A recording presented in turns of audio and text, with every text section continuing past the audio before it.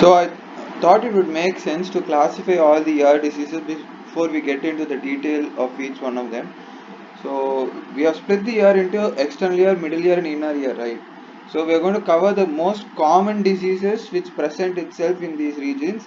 Please note that there are other diseases which affect the uh, sensory part of the ear, which consists of the nerves and the pathway the nerve takes from the cochlea to the auditory center in the brain, and this involves a lot of brain physiology and brain pathology. It becomes really complicated when you try to start at the beginning. So we'll start off with this external ear, middle ear and inner ear common diseases, then a little more peculiar disease of the external ear, middle ear, inner ear, and finally we will touch upon the parts where it can cause problems dealing with the sensory system or with the vestibulocochlear nerve, and that is going to be a little more complicated, so we'll deal that a little bit later.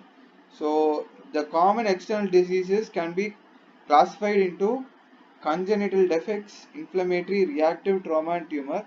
Of this, inflammatory and reactive are going to be more common than so your then your uh, followed by your congenital defects and finally your tumors. So if you need to focus on all the common diseases which present itself, like, you will have more chance of seeing that as a doctor, so I would suggest you focus on those. uh, and then moving on to the middle ear, every middle ear disease starts with the otitis media, which is inflammation of the middle ear. The important component of the middle ear is air. So when this air is replaced by any fluid or is obstructed due to various reasons, it is going to cause inflammation. This inflammation can be acute and it can progress to become a chronic inflammation, or it can spread to the uh, mastoid part of the ear and cause mastoiditis. Or this chronic otitis media can further develop into perforation or effusion. Perforation, where there is a hole in the tympanic membrane.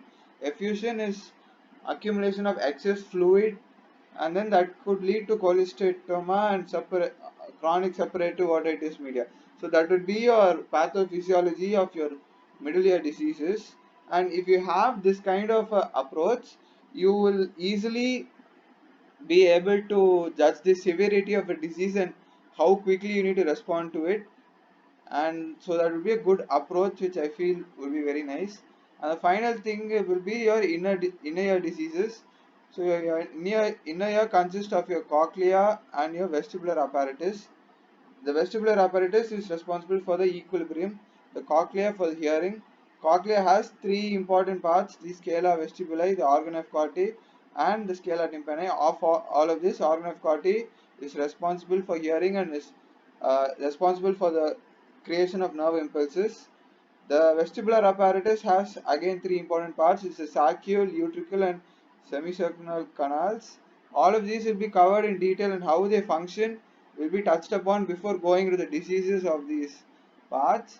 So more some small clinical things which you need to know are: external ear is this part, right?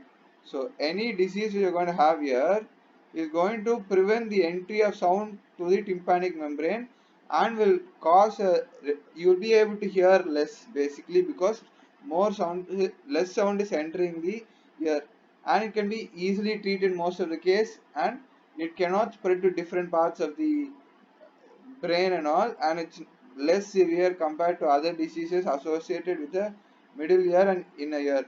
So the middle ear and inner ear are closely in communication with the brain and other important structures. They have common blood supply. The blood supply for the cochlea is labyrinthine artery, which comes from the circle of Willis. So lot of chances of complications of brain. So that is why the middle ear and inner ear are very important, and you need to treat all those conditions as soon as possible so that they don't complicate. And whenever anything reaches the brain, it becomes really fatal very fast. So you will the chance of mortality increases, and so you need to start treating aggressively so that there's no complication.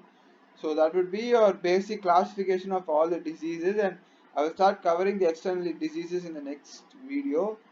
So that would be all. Please do like, comment, share, and tell us if you need any specific topics to be covered. Thank you.